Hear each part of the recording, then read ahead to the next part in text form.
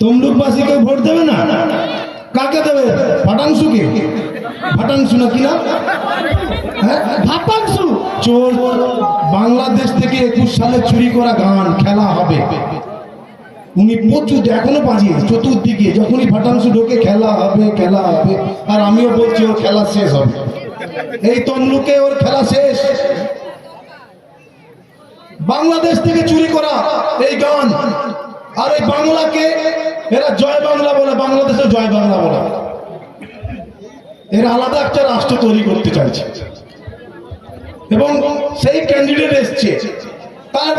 তার ডেজিগনেশন কি?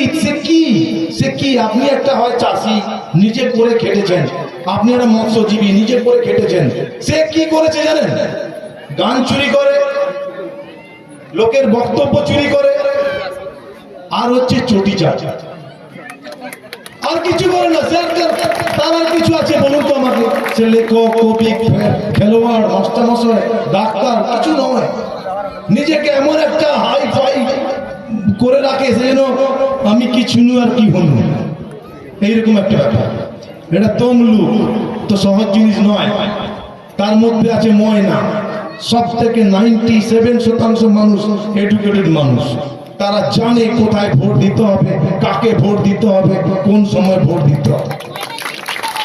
সব মেরে চলবে না কিছু। কিছুদিন ধরে রেডিওতে চতুর্দিকে পোস্টার, জনগণের গর্জন। আর আমি বলছি এখনই বিসর্জন হয়ে গেছে। ব্রিগেডে যা লোক হয়েছে বিসর্জন হয়ে গেছে, এই পার্টির বিসর্জন হয়ে গেছে, কিছু নেই। এই পার্টির সাথে আছে কারা? আগে ছিল মাইনরিটি ভাইরা, এখন তারাও সরে গেছে। আছে কি? বোম, বন্দুক আর পুলিশ সাহেব। বোম, বন্দুক, পুলিশ, আর কিছু নেই। শুধু ভয় দেখিয়ে লক্ষ্মীর ভান্ডার কেটে দেবো, তোর স্বাস্থ্যসাথী বন্ধ করে দেবো, তোর আশা কর্মীর কাজ বন্ধ করে দেবো, তোর বিআরপি বন্ধ করে দেবো। পার্টির আগে যোগদান দিতে হবে, মিছিলে যেতে হবে, বিরিয়ানি খাওয়াবো, কোল্ড ড্রিঙ্কস খাওয়াবো, ডবল এগের এক গাড়ি খাওয়াবো। তারা যাচ্ছে, তারা জানে 25শে মে কোথায় বাটনটা টিপতে হয়। জোর করে কিছু করা যায় না। আমি এইটুকু জানি, মানুষের সেবা করতে হবে। আপনারা দেখেছেন 2021-এর পর থেকে যেভাবে আমি ময়নাতে পড়ে আছি, আমি রাজনীতির লোক ছিলাম না, সেইভাবে অভিজিৎ দাও মানুষের জন্য এসছেন।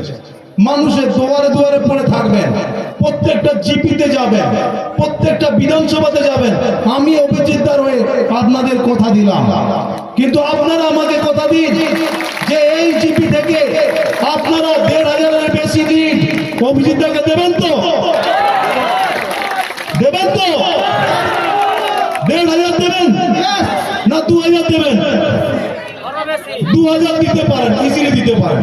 তাহলে আমি তার একটা ফর্মুলা বলছি, 2000 লিড দিতে হবে। তার একটাই ফর্মুলা, কাল থেকে দিদি ভাইরা আছে, যারা মাসিমা আছে, কাকিমা আছে, ঠাকুমা আছে, আমাদের বুথ সভাপতি, বুথের কার্যকর্তাকে প্রত্যেকের বুথে একটু করে লাল চা করে, চিনিবিহীন লাল চা এবং চাটাই মাদুর পেতে তাদেরকে মিটিং করে দেবেন, মিটিং করার ব্যবস্থা করে দেবেন। বুথে বুথে মিটিং করতে হবে। একদম বুথে যদি না মিটিং করেন হবে না, কাল থেকে করতে হবে। আমি বলছি 2000-এর বেশি লিড পাবে অভিজিৎ দা যদি কাল থেকে করেন। করবেন তো? করবেন তো? মহিষাতলে কিছুদিন আগে আমাদের দিদি, সবার প্রিয় ডাকাত রানী, উনি এসেছিলেন। উনি এসে বলছে যে অভিজিৎ দা নাকি হাইকোর্টকে কালিমালিপ্ত করেছে। আর উনি কি করেছেন? ওনার দোষ কি? সেই কারণে উনি হলেন গাদ্দার।